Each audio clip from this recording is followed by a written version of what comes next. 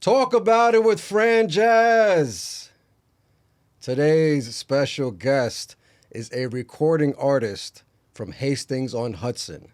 Today's guest is James Gatzby. My man, James, thank you for coming through. Franjez, I appreciate you having me. Absolutely. Let's start with a little wellness check. How you doing today? I'm doing quite well, thank you. Good. Glad to hear. Let's jump straight in. Yeah, man. Start from the beginning. Where were you born? So I was born in Mount Sinai Hospital in Manhattan. My parents were living in Yonkers at the time, so I went home with them there. But in my young life, I actually grew up in Valhalla for a little bit with my grandparents, my mom's parents specifically. We lived there with them, but I went to school in Hastings-on-Hudson ever since I was in kindergarten. So I eventually moved to Hastings right after 9/11. But yeah, graduated Hastings High School, ended up going to Fordham University in the Bronx, and have taken off since then. Nice. And tell us a little bit about your childhood. Well, I definitely grew up playing music. Initially it was piano lessons for me. It was your choice? No, my parents just put me into it, but I enjoyed it. I definitely, took to it naturally. But piano was kind of the first intro for me about learning about music. Then violin in third grade, I took only a year. They actually offered me private lessons to keep going on the side, which I did, but I was more interested in the band, to be honest. So in fourth grade through eighth grade, I played saxophone. Dang. Which is funny because I wanted to play the drums, but my mom said it'd be too loud. So I'm like, okay, yeah, saxophone will definitely be appropriate. But no, she was about it. She supported it. If anything, you know what I'm saying? You can't play those light, right? No, you cannot. Bro. Absolutely not. So I, if anything, I didn't practice enough, but she was supportive of me with my music, coming to shows when she could. And then I kind of stopped music actually in high school to really focus on sports. I was a 3-sport athlete. Really, soccer was my main sport. I drifted around in the spring. I grew up playing baseball, but tried a little bit of lacrosse in there too. And then I played basketball sometimes in the winter, if not just focusing on, physical fitness and lifting to get ready for the other year.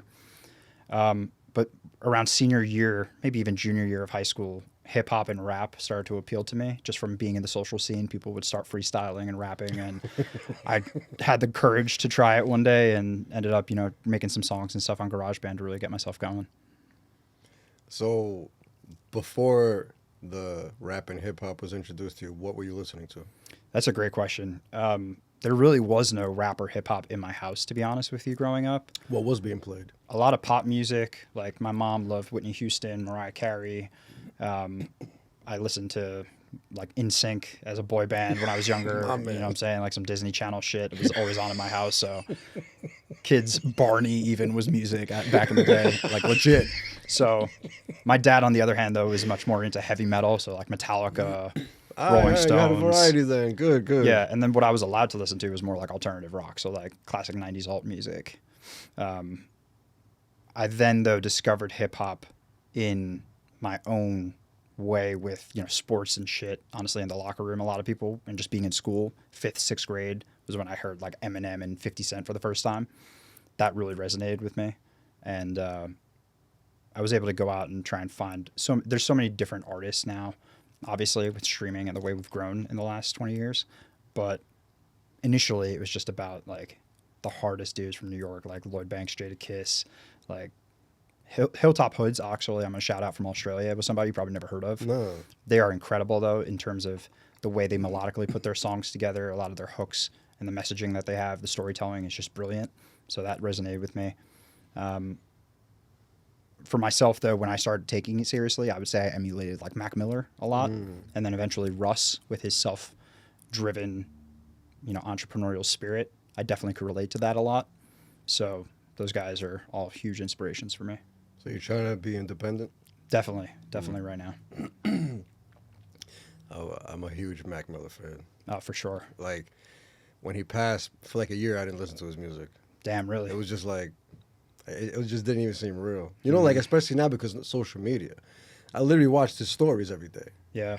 So it's like, I watched his last story. Like, how crazy is that? Like, that's kind of powerful nowadays. No, it is. Back in the day, you didn't have that type of look inside of an artist's life. Yeah, the connection is next level. Crazy. It's still unbelievable. I was working at my agency job at the time, and I just, like, was stunned and I go up to my coworkers and I'm like, Mac Miller died, and they're like, who's that? Wow. And I was just like, slap in the face. no, but I was super young compared to a lot of my other coworkers. Like this was okay. So now looking back, so I understood. Know why. No, yeah, totally. I just was like, because to me, he was like one of the biggest people in the world. So it's just crazy to even see how you live in your own bubble like that. But Mac's a legend. I have so many bars about him. I listen to him all the time. So, you know, I used to think that way too. Like, how don't you know about like certain people? But then if you think about it, there's over 8 billion people on Earth. And then these artists get just a few million views and streams. So compared to 8 billion, what is a few million? Exactly. That's how I started seeing it. Like, oh, that's why people don't know all these people. It's not even in their radar. Exactly. I'm gonna have to shout out. There's such a good IG page about this dude who shows his dad new music and just like music videos to get reactions from him. Like my dad passed away, rest in peace. I wish I could have had that relationship with my dad on that level to like share music like that and get his reactions. It would have been hilarious. So shout out those guys who are doing that and helping music discovery. Like so many of the comments are, how did you never hear this song before? But exactly to your point, like there's so many genres. You never know what people had access to listen to all those years ago, even for someone of that age. So yeah, man. That's why I'm hyped about my music, man. No one's heard it yet, but I'm hyped for it to really hopefully start growing a little bit this year. You continue with this consistency, you're definitely going somewhere, 100%. It's only a matter of time. That's what I'm doing with this podcast. Exactly. Consistency is key. It's only a matter of time. Something's going to happen. This might be the one. This might be the one. We might come back and watch this one and be like, oh my God. Right? Remember that one? Hey, man. If a song blows up in 2025, I haven't done many other podcast interviews, this in Stockroom. So there's only so much James Gatsby content out there. People are going to eat it up. You know what I'm saying? I'm with it, man. Let's run it back. If you don't make it, don't come back. No, I'm joking. I'll take care of that part. Don't worry about it. My man. Who are your top 5 favorite artists? My top 5 favorite artists? I gotta say Mac. I gotta say Russ. I gotta say Eminem. I gotta say Biggie. And then I don't know if I'm even gonna stay hip hop with this last one. To be honest with you, I listen to mostly rap. I'd probably put it as a tie between Drake, Kendrick, and Cole. Wow. Which is cheating, I know. Nah, it is what it is. Because I listened to a shit. I definitely was influenced listening to Drake the most, probably. He's got a bad rep recently. Because if I'm being honest, though, I think J. Cole came out the worst because he kind of like tried to do it, but then quit. Yeah, exactly. Yeah. We can get into that later. But there's so many like classics. I know Drake has the most commercial success. There's so many classics that I fuck with on so many playlists that he's probably one of my top artists for sure. Kendrick, I think, is the most skilled, though, as an MC. And as a songwriter. Yeah, I can see that 100%. And Cole is kind of somewhere in between. Yeah. You know what I'm saying? And as a former athlete, I kind of relate to Cole a little bit from switching from athletics to hip hop. So, yeah. They got to be up in there too. Nice. I like it. And that's just really speaking hip hop. Like, if it wasn't hip hop, what was up there? The Stones and the Beatles are so iconic for me. I definitely rock with them heavy. And then I feel like there's more just like one-off songs that I rock with. OG Justin Timberlake was crazy for me. That's where I get a lot of my pop rap approach, like in terms of being a songwriter. A lot of what he did with Timbaland. Oh yeah, bro, that was good shit music. Slaps. That's very good music. You know what I'm saying? Absolutely. Those were good times in music. Yeah, man. Like 20s R&B. I read a lot of songs where I'm like, I don't know if this is R&B for me or pop. Like it's hard for me to even define my own music sometimes, but those are some of the influences that you definitely will hear in it. I like that. I can see it too. Definitely. What's your writing process? I always find the beat first. And then what? Because the beat to me sets the emotion. Yeah. Having played music, like it sets a tone. Like when a fucking hard drop happens or the heavy bass drum hits, like and hits you in the chest, like it really will bring your energy to the level I'm looking for to helpfully then relate to the words. So I find that I usually use this website called BeatStar, actually, which is kind of like a library for beats where producers can upload all their beats. They have their leases on there. You can see the different prices and different levels for everything. It's just a good marketplace. I try and find the homies that'll hold it down with a good discount, if they will, of like buy one, get one free. I actually just did a Black Friday sale for buy one, get 19 free, which was crazy. But were they good beats? Yeah, bro. I've made multiple Nice. tracks of them. I don't want to say it because I don't want other people to. I don't want other people to find them because I should just hold it down. But if they give me the thumbs up, shout out. Way Too Lost. Yeah, they were crazy. They're so good. Nice. But there's others like where it's like buy two, get five if I do enough. You know what I'm saying? At a certain level. You can't just get like the $30 lease. I try and get usually the unlimited version, which means I get unlimited distribution or at least somewhere up to like 500,000 streams, like a significant amount of streams. Explain this. I never really understood the leasing part of it. Yeah. So the producer gives you the right to use the beat, usually for about 10 years. So that means on a non-exclusive rights deal, I am retaining the right to get, it addresses everything from how many music videos you can make, how many live performances you can do, how many streams you can get online, how many physical copies you can sell.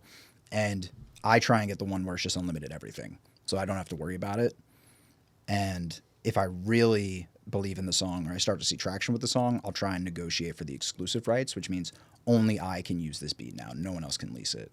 So if someone wants to remix my shit, they have to come to me and be like, okay, well, let's negotiate a deal to get this done. But isn't the best case scenario to buy it outright? If you can afford it, yeah. But that gets expensive, if not hundreds, sometimes thousands of dollars per beat. So I try and do it where it's like, okay, maybe I'll spend $80 to $100 to get the unlimited rights deal for 10 years. That gives me all the same protections for me to blow the fuck up. I could get 1 billion streams on it, perform it on every major television show, make all the money in the world, just register it between myself. There's something called like writer's rights and like performance rights and then publisher's rights. So usually it's 50-50 split between me as the artist and the producer, which I'm totally cool with. Happy to do 50%. They made the music. I did the lyrics. I'm performing it. Sounds good to me. You know what I'm saying? That's a lot. It is, but I didn't make any of the beat. I wouldn't have had it if I didn't even do the beat from the start. You know what I'm saying? If I want to make my own beats or I have homies that are like, yeah, you just buy this and own this, sure, I'm cool with that. But to me, that's like tax. For That's sure. what it sounds like. To me, it's creative rights though. Like if I made a beat, I made a beat and it blows up, I would expect to be making money off that song going forward into perpetuity. You know what I'm saying? Like I deserve it, in my opinion. So I completely see where producers are coming from. If anything, people in the music industry are getting screwed out of money. Like streams is barely paying artists as much as you would think it is. So everyone knows what they deserve for their work. I would just be mad if you're trying to do something excessive and overstepping your bounds. Then I'd have to talk about it. Yeah, I see that. It's more than 50% or something sneaky in that contract. So it just sucks thinking someone has a little bit of power over your music. And what happens after the 10 years? You have to renegotiate? Exactly. And if the song does well, he could be like, well, that's why I would hopefully be a strategic marketer and planner tough. to know which songs are going to hopefully be blown up, and I can get those with an exclusive purchase and just have it in the Vaz. But honestly, dude, what a problem to have. Oh my God, my song is going viral. I'm blowing the fuck up. Now I got to renegotiate with the person who helped me make it, who's probably not going to try and screw me. They just want to make sure they get their fair share, you know? Yeah, it's like having a video go viral and you're not really getting paid for it. You're still going viral. You're still getting out there. So I see that. You're benefiting. It's definitely, regardless at of this benefit. point, it's a benefit, no doubt. It would have probably never existed, and you would probably never reach this many people. You would probably not have gained so many fans if the song does well. Exactly. So yeah, I see that. It's not always about the money. No, totally. It's like networking at the end of the day. It's not always about spending the ticket to get into this place. It's you're about to meet people. And I'm still getting money. I'm still getting 50%, which I feel like is what I'm doing on the song. I could just do a song with no beat, or I could always just take the time to make the beats. I just choose to stay in my lane, because like this is what I feel like I'm very good at, and I'd rather let experts focus on what they're doing. 100%. A master of few rather than jack of all trades and master of none. 100%. Do you have one engineer? I got my man E-Man, who I work with out in Diesel Music Studio and Union Music Studio in White Plains. Shout them out. I also have been recording recently with Stockroom Records and my man Josh Dews and Mayor Mark. Dudes have been holding it down for me. I also am going to shout out in Brooklyn, and when I was out there, my dude Eric Diamond in Diamond Labs Recording Studios that he just opened in Brooklyn was super dope. So there's some really good spots, honestly. I'm good, thank you. I've been told I should check out other studios in the city just to try and make networking connections even. Just like I was saying, networking is everything. Yeah. But for me, having a good relationship with an engineer is crucial. Absolutely. Because I've had engineers now that I've worked with for years, like my man E-Man, who understands me. He hears my sound, and he gives me good suggestions even for things I'd never thought of before, which to me is some Rick Rubin shit, where you just have it happen in the studio real live, and it's like, oh my God, that's amazing. He tells me one idea, I do it, and then I take it to another level, to something he never even thought of, and it's like, holy shit, that was crazy. That's a good collaboration. It would have never happened if we weren't working together. You know what I'm saying? So that's why I'm happy to pay the money to go to the studio. Absolutely. It's an investment for me. When it's like that, when you have when you click with the engineer, it's a whole different ballgame. Exactly. That's nice. I'm efficient as fuck with my time at the studio, though. You know me, Franjez. I could tell just by how you rap, just like how you perform it, your punctuality. You were early today. I was gonna say I try and get there like early as fuck. Make sure I scout everything out. I try and have everything rehearsed. If I don't have it a demo made at my own crib on my Logic, then I at least have practiced it like 50 fucking times to make sure I know how I'm gonna sound with my delivery. I'm gonna tell the story of. It's a conversation we had before I pressed record. I was talking about his first music video a year ago. Yep. Or 2 years ago, actually, at this point. It's called Broke Isn't Funny. Yep. So when I first met James, it was at a live performance at the Stockroom Records. And I never heard or seen his videos before then. I just recently started watching his videos and getting into all his other music, preparing for this podcast, and I liked his live performance better than the one I saw in the video, which he did over a year ago. And we're talking about performing it over and over and practicing it and listening to it over.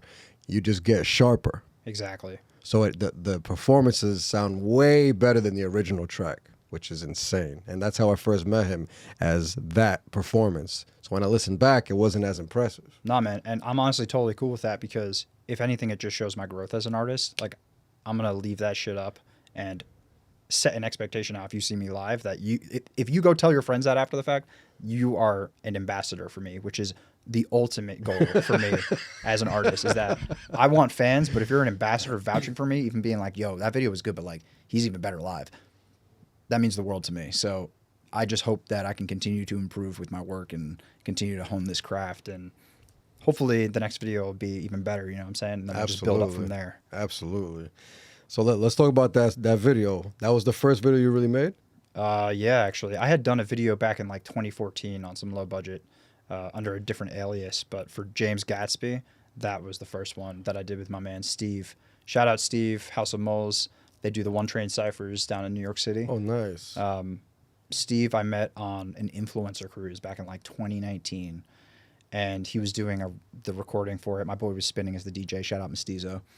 And I was like, Steve, your recap of this event is incredible. Like, I don't know when, I don't know how, but I'm going to work with you one day. There you go. Then the pandemic happened. It couldn't work. But I ended up making a boatload of music after the pandemic and like getting through some personal shit that... No pun intended. Boatload. Literally. This guy's good. I was finally ready in like 2022, 2023 to hit Steve up, though. And I definitely came through on my promise. I said, bro, when I'm ready for a video, it's going to be you. And we just danced our way through New York City, ran around, got to the top of 235th. They let us, shout out to the barista or whoever it was that let me kind of just like film in the lounge area and club for free of charge, and real the quick. Sign and this up up top, it. Exactly, with the shit with the Empire State Building. Oh, like, they didn't charge me a dime for that. I can't believe they even let us in past security. Thank God. Like, appreciate y'all holding it down for an independent artist. Yeah, that's nice. Yeah, for New York City rooftop, that's yeah, nice. It was sick. It was sick. That's but nice. That song, though, means a lot to me, though, because it meant everything growing up. My grandparents, who I mentioned, who I lived with. Absolutely. My Grandpa Joe and my Grandma Laura, they always would tell me how hard it was for them growing up, especially their parents who grew up literally in like the Depression in the city. Like my great-grandpa drove a junk truck, if I'm not mistaken. Like my grandpa was in the Navy and he worked on buildings. My grandma was just an administrative aide. And like they talked about chasing the rats with the brooms and like warming up the water on the oven and then pouring it into the bathtub to take a bath and shower. Like, to me, broke was never going to be funny. And I always wanted to get money ever since I was young. Literally. Just because they scared the shit out of me with that kind of thing. You know what I'm saying? Like, they're like, yo, make sure you get your good grades. Like, you better get to a good school. Being broke is not funny. Broke ain't no joke. Real shit. So, So I'm assuming that's why you chose that one to do the video for, because it was like the most meaningful. But I also tied it back to New York by saying my grandma, my grandpa, 50, because 50 Cent, I get money. You know what I'm saying? That was one of the first 50 songs that I really fucked with heavy. Nice. As a motivational track. So I like that. I tied it all together. I like that. If you had to explain your music, how would you describe it? I actually just had this conversation the other day where I emphasize how it's difficult for me just because I think I'm probably too close to it. But I would say I am definitely a songwriter. I'm an artist. I don't just rap, but I'm rooted in hip hop. Like, I'm a student of the game. When I was at Fordham, I did like a 28-page paper on the history of hip hop. Really? For one of my composition classes. I really wanted to learn about it, like understand where it came from, who influenced it, from the DJs and just throwing parties to the early artists, early MCs, through the 2000s, everything blowing up, really getting mainstream and popular, and then what I was listening to at the time. So I am definitely a rapper. You hear rhymes in my verse. Like, I got cadence. I try and do punctuation and delivery. I'm trying to be clear with the shit. But like I said, I love music. And I know that 100%. Melodies and shit are what stick around and makes people remember shit. As much as I'm doing this for me because I love writing music, but I'm also doing this for fans. Like, I want people to have good music to listen to. And my philosophy now is that if I don't fuck with it, who else will fuck with it?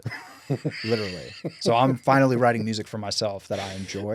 I listen to my shit all the time. You know what I'm saying? Like, literally. You got to be your biggest fan. No, legit. That 100%. Because if I truly thought it was shit, I wouldn't put that shit out. That's why you sound so crisp performing live, because you're listening to it, your music. Yeah, 100%. Practicing crazy. Shout out Mr. Jernigan, the band teacher from Hastings High School, who told my mom I didn't practice enough when I used to be in the band. Because now I take that shit so seriously with my music that I practice all the fucking time. Shout out. Religiously, you know what I'm saying? So, Mr. Jernigan, I got some fire for you. I like that. You don't even know. Very nice.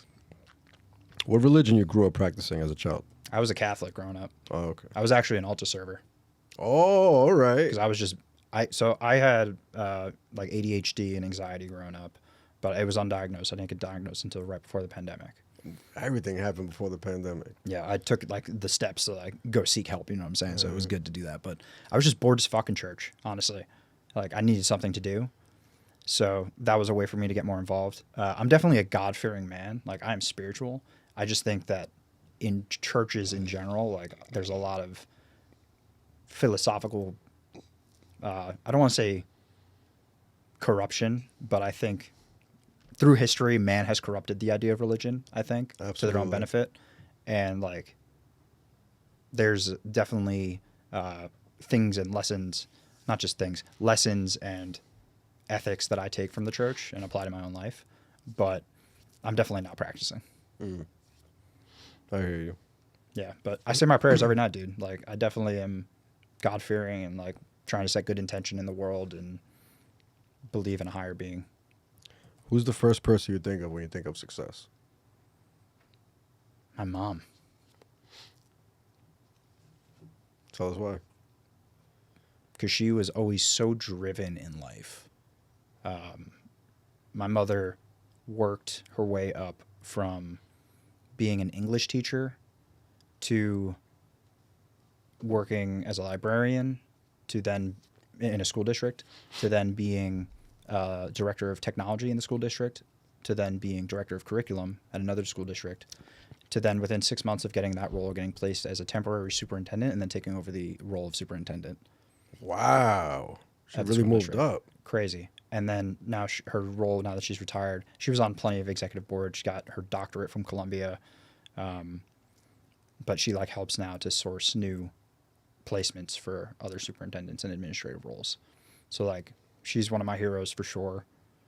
Her ability to focus on her expertise, like I said, be a master of few. With academics and administrative role, she is an expert, and I admire that about her very much. Nice. Very nice. Shout out Mom. Yeah, for real. She sounds amazing. I'm lucky to have her as a mother. I really am. Amazing. That's beautiful. And how'd you meet Stockroom Records and hear about them and Josh and that crew? All right, so Mom, you probably don't want to listen to this part. This is gonna be good. No, I'm kidding. But for real, Josh, shout out Josh Dews. He is my man from back in the day in high school. We actually went to rival high schools. So Hastings-on-Hudson is one of the river towns in Westchester County, right on the Hudson River. Dobbs Ferry is right next to us. Excuse me. And both Josh and I played soccer, so we were familiar that way.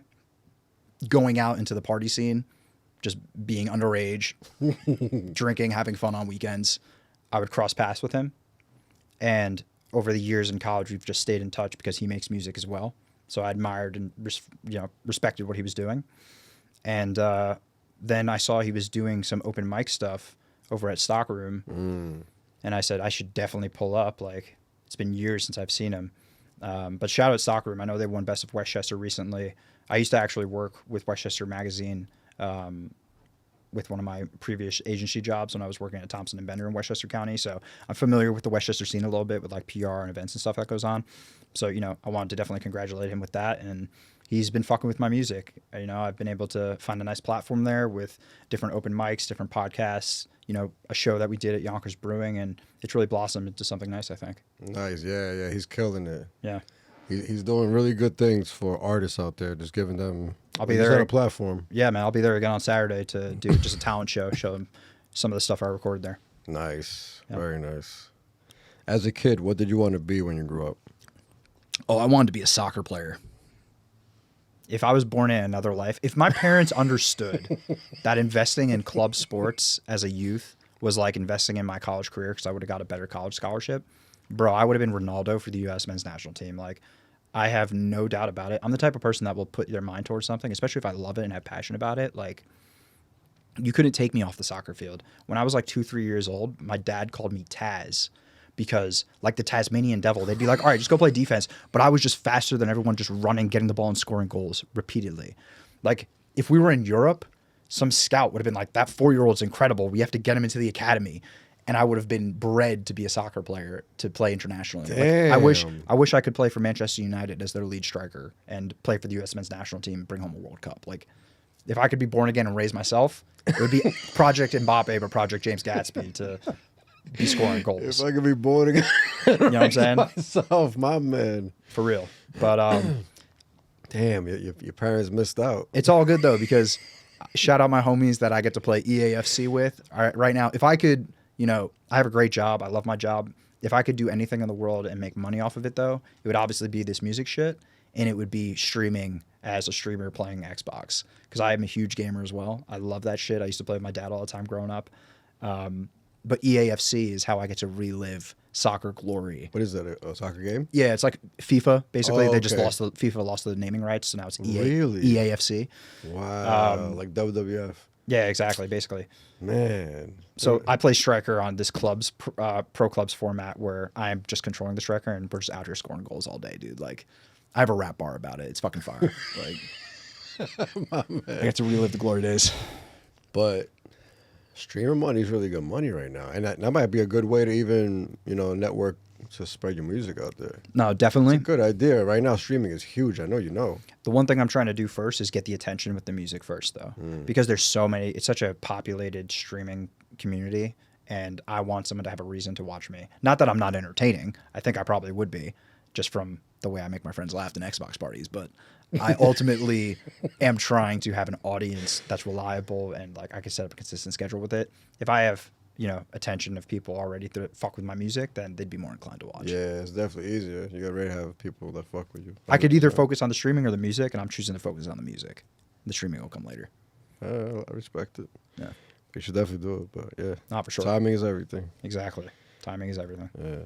What are 3 things you need to be happy? 3 things I need to be happy. Family, for sure.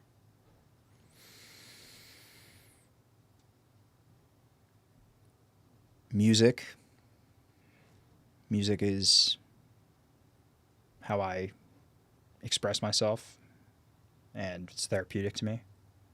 I'm going to throw friends in with family, because to me it's almost one and the same. I have friends that are family to me. Nice. And what do I need to be happy? That's a good question. I would like to say time as the 3rd thing. Damn, that's deep. Time is the number 1 thing that I wish I could have more of. because I got so much shit going on. So when I actually do find myself having time and I can like breathe and don't have like a to-do list to do or some shit, that is crazy in terms of like just a relief for me. I like that. I never heard that one on the show so far. I like that. What's the most exciting thing you ever did? Damn, the most exciting thing I ever did? Like in my entire life, bro? Yeah. It depends on what age I'm thinking about. Like, let me see. Whole life. The most exciting thing. Damn. The most hyped I probably ever was when I was at Cortica, my freshman year of college. My first big concert was Kendrick Lamar and Steve Aoki, and it was fucking crazy. That is crazy. Steve Aoki and Kendrick Lamar were rafting on the crowd. And that was when, for me, I was like, yo, I want to be on that stage. I was like, I want to be Kendrick. That's when I was like, nah, like, I'm going to take this rap shit serious as I fuck. want to be Kendrick. So, yeah, I understand why then. Yeah, that was impactful. That and probably my first show ever. Oh, you're doing your my first own show. Yeah. Because that shit's actually still on YouTube. Oh, nice. Under the rap name Guy Nee. My boy Dave Milo, shout out Dave Milo, my old college roommate, Fordham, go Rams. I had maybe like 6 or 7 of my boys. We were all underage, but they let us in the club because I was performing, which was sick. It was called Pyramid Club. They used to do all different types of shows down there. But that night was a hip-hop night. Shout out Major Stage, who organized that shit. They've really blown up with their platform a little bit. Nice. Those dudes are sick now. But my show, I did this track. I got to do one song, Cinderella. And that bass drop, the whole crowd went crazy. Nice. Well beyond what I expected. And my performance, I've come so far now as a performer. But like, even for my first show, I at least knew my shit. Like, I took it serious. When they went crazy, there was no stopping me after that. I believed in myself supremely at that point. I was like, this is a proof point. If I could do this everywhere, I'm going to do it everywhere. You know what I mean? So between that and the Steve Aoki Kendrick Lamar concert, those were probably the most exciting things because it set me on this path. Man, absolutely. Those are impactful moments. Yeah. Let's get back to, you said we'll talk about it later. J. Cole jumping out of the battle. Oh, yeah. What are your views on that? I was just hella disappointed because when it first started and they had third-person shooter, I was like, oh, shit. This is about to be like the greatest hip-hop battle of our time. And I'm just a hip-hop fan, so I thought it was going to be sick because I knew Kendrick was going to bring his shit. I knew Drake was going to pussy out because of what he did with Meek Mill years ago. And I never saw J. Cole in this position, so I was just intrigued. Yeah. So then Cole did that project called, like, might delete this later, or probably will delete this later, whatever it was. And he deleted the track that was specifically the beef track. I went to go listen to it like a day after it came out, and it was gone. So I was hella disappointed that, like, dude, in hip-hop, all the time, like I said, I studied this shit. That shit was cutthroat as fuck. Like, there's some streets warfare shit a lot of the times. So when you come to the whatever arena you're in, you got to bring your bars and you got to bring your shit and you got to stand on business. He didn't do that. So I'm disappointed in Cole. I still love him. Shout out J. Cole. Shout out Dreamville. They got their last festival going down, I think, in April. That shit's going to be dope. Yeah, he says the last one. Yeah, that's going to be sick. I would love to pull up. But it now was between Drake and Kendrick for me, who's like the greatest of this generation. Drake's got the pop success, but I think Kendrick as an artist outdoes him because he shows he can do the pop shit when he wants to. Yeah. He can pop out and have everybody dancing on stage singing the shit. So. Yeah. I agree. As you get older, what has become more important and less important? I mean, money's become more important because I got fucking bills. But, you know, shit is real out here. Yeah, it is. I would say I've definitely tried to mature and slow down a little bit. I used to always be, like I said, that Taz mentality, like running through life. And I try and be more well-spoken and conscientious of what I say, how it's going to impact people, try and be open to other people's perspective more and really reflect on how someone else can feel rather than just thinking my way or the highway, you know? I definitely have some like just mentality to myself. I try and think of like how history will view me. I try and think of lessons learned in history to apply to today and try and like set a better path forward. Like I don't have kids or anything right now, but I would love to have a family one day. My man. So I definitely want to leave this place better than I found it. So politics and information has become more important to me, but at the same time, so has taking time to unplug and make sure I'm in a good place. Like you said, timing is everything. And just because something is ready doesn't mean you're ready. So you got to make sure that you are aligned with whatever product and stuff you're trying to go to market with. That's something that was very big for me this past year. My man. You read books? I do. Not as much as I should. I'm definitely more... It's not that it's boring to me. I just prefer more dynamic mediums, I think. But a lot of the books I read are more like self-help shit. Yeah, me too. So like The Creative Act by Rick Rubin. Great book. I read that one. Mood.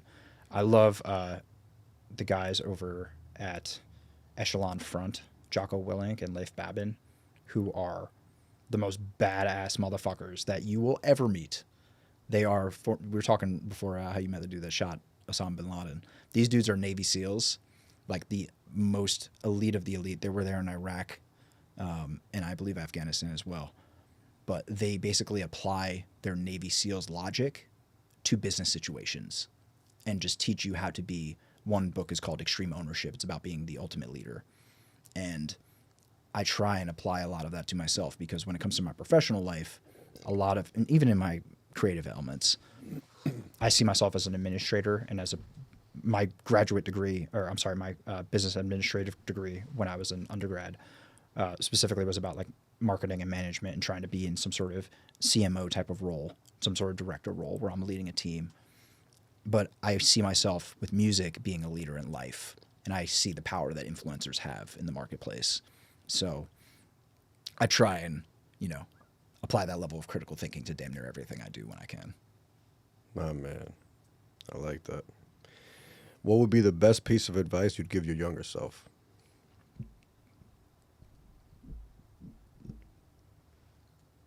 The best piece of advice I'd give my younger self. Is there a particular age? No. Ooh. That makes it tough. If I was speaking to the very young me, I would be definitely committing to the soccer dream earlier, just because I love soccer very much, football as they call it. But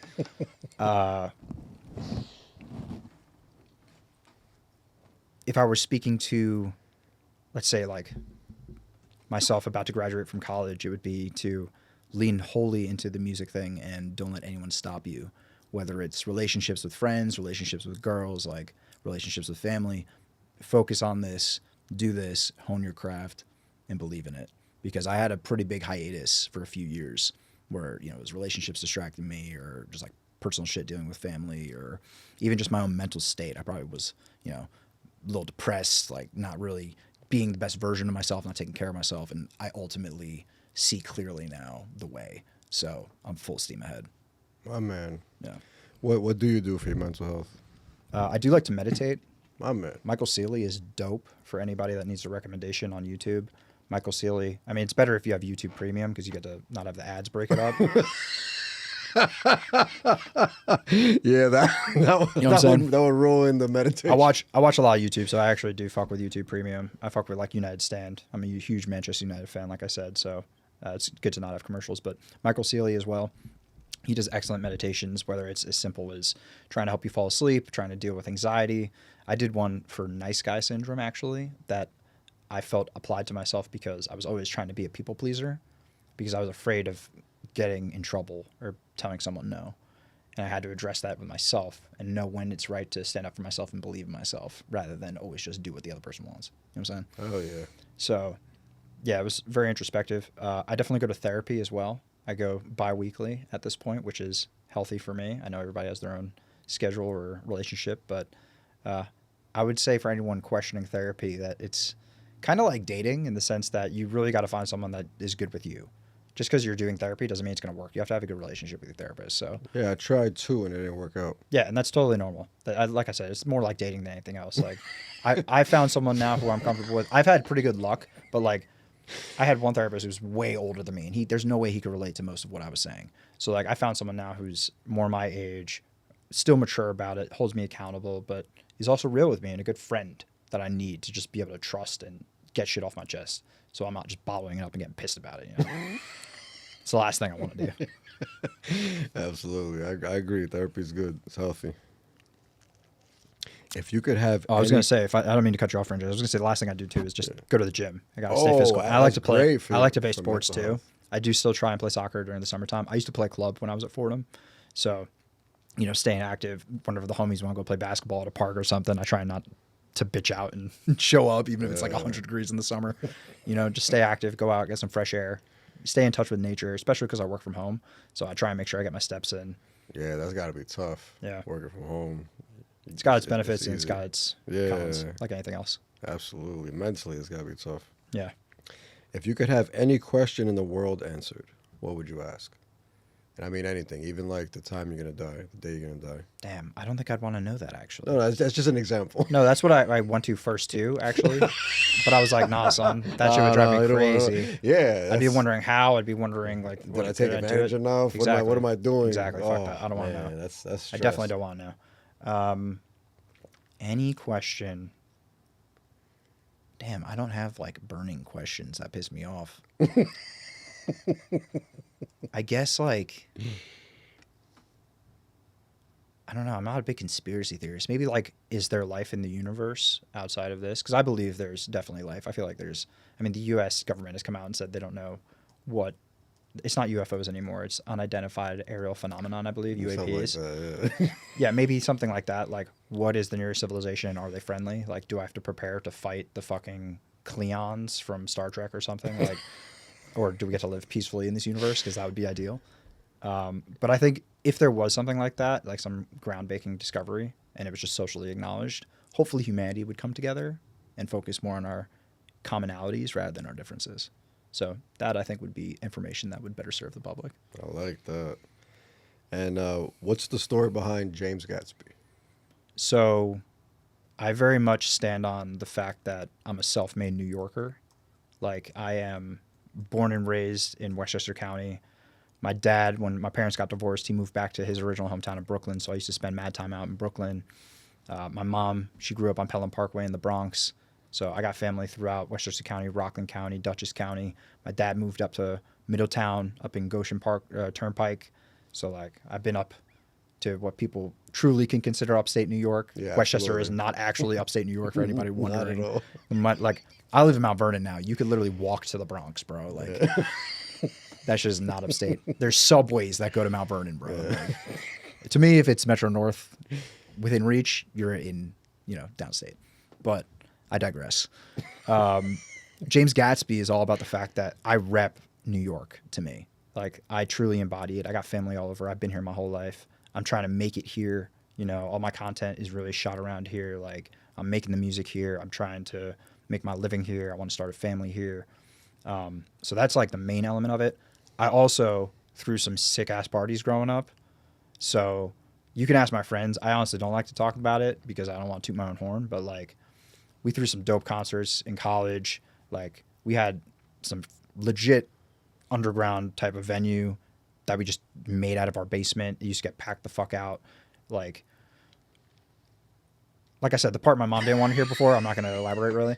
But I like to have a good time. So, nice. Yeah, my kids are fucked. They're not going to be able to get anything past me. That's for sure. Like, Where are your parents from? Like I said, my dad, he was from Brooklyn, and my mom was from the Bronx. No, but before we press record, you said it was some country I never heard of before. What was it? Oh, my nationality. So yeah.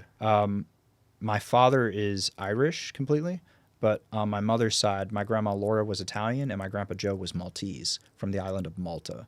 So it's a very tiny little island. I've been there actually. I was lucky enough to go visit with my family. They shot Game of Thrones there actually a little bit. Wow. It's one of the more remote destinations that they had. So yeah, it's a beautiful place.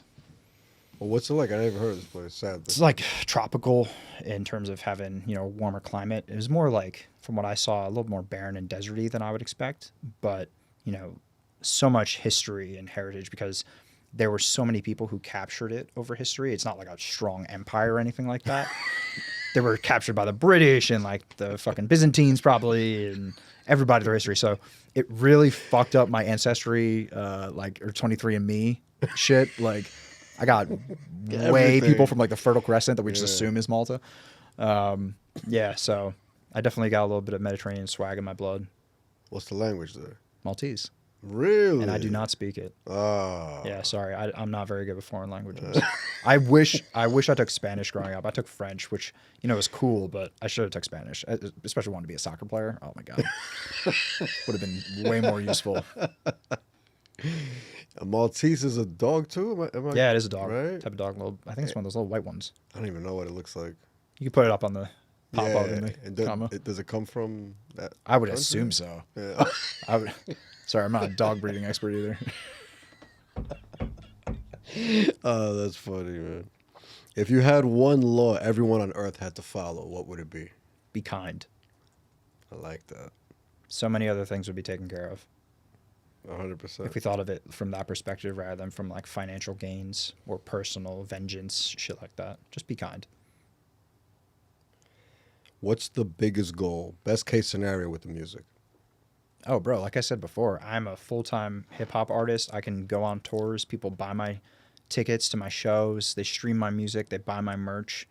And occasionally they decide to tune in on Twitch when I'm publicly playing Xbox and having a great time with people online. There you go. I like that. Do you have any regrets? Probably. I feel like most people have regrets.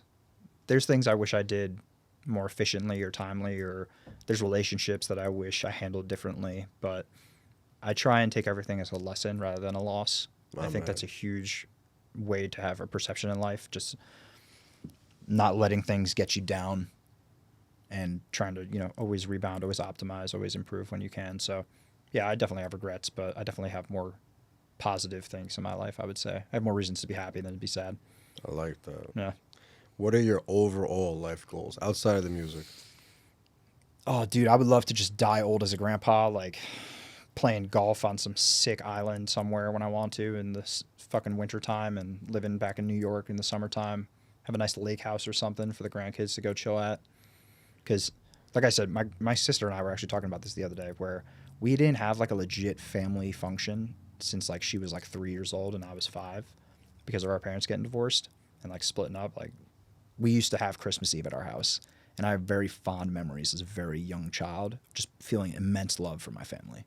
Like, it would be incredible to share that with my family again. And it's never going to happen with the family I had or I was born into, but hopefully it can happen with my family as I find creating some. it. Exactly. Yeah. That would be sick. That's beautiful. How can the people find you? Oh, dude, I am Mr. James Gatsby on Instagram, TikTok, social media, YouTube. I stream music, obviously on Spotify, Apple Music, anywhere you get your music, under the name James Gatsby. It is Gatsby with a Z. I want to be clear. It's not Gatsby like the book. It's obviously inspired by the book. But, you know, that shit just came out of like copyright infringement a few years ago. I was Gatsby before that, so Gatsby with a Z. But yeah, James Gatsby, guys. J Gats. You can fuck with me. Hopefully you like the music and more shit to come. Definitely. You saw the movie? Oh, yeah, definitely. You like it? It was good, yeah. I enjoyed it. Leonardo DiCaprio's great. Yeah, he's a huge Killed that. fan. You have anything coming up that you want the people to tune into? But we already said you're definitely going to Saturday. You're going to be at the Stockroom open mic. Yeah, I would say talent show. definitely tap in with me on social because I'm going to have a lot of new music coming out in 2025. I don't have any new shows coming up yet, but I'm going to be working hard to, you know, break down some of these gatekeepers in New York City and really get some shows. I know so many dope artists from the scenes and just the amount of open mics and shows I've been at in the past that I want to give other people the opportunity to and curate a set list, really. So that's going to be coming in 2025. Probably going to wait till my younger cousin Jack turns 21 so I can get his ass in. So that's in April. Nice. Hopefully like May, June. My birthday's in June too, so maybe something big in June in terms of doing a show. But I'm going to start dropping music actually on day 1 of 2025. There you New go. Year's Day. My track Day 1 is dropping on all platforms. That was the first track that some of my closest friends told me they had no critique for. They said, this one, you are a rapper. And I said, fuck yeah. Let's give it to the people. This shit, it's for my day ones, you know, the people that have been fucking with me this whole time. You know, it's also for the people who doubted me. Fuck those people. I have no regrets for that. Like, this is me. I'm authentic with it. And I got my shit in my bag now, bro. Like, Let's cook. That's what I'm talking about. So January 1st, this new song drops. And Yeah, it's called Day One? It's called Day One. Perfect. It's called Day One. I have a snippet on it on my IG. You can go check it out. I got a little video content that'll be coming with it too. We'll see about a whole video, but probably just, a little tease of it. Nice. It's going to be sick. Very nice. And lastly, any last advice you'd like to leave the people with? Guys, there's a lot of people out here doing a lot of shit. I want to shout out Franjez for having me. I would definitely say support people in your community doing the stuff that I'm doing the stuff that Fran is doing, because this shit ain't easy and we're investing in ourselves. And if you can do anything in this life, invest in yourself, believe in yourself. Don't take shit from no one, be real about it, stand on business, but be kind at the same time, because you don't know who's the next person coming up that might need a hand from you, and you don't know who's going to help you along the way. So take that approach to life, and I think you'll be all right. My man. Beautiful words. Thank you very much for coming through. This has been a great podcast. Thanks, bro. I appreciate it. Absolutely. Thank you, everybody, for watching. Peace and love. Later.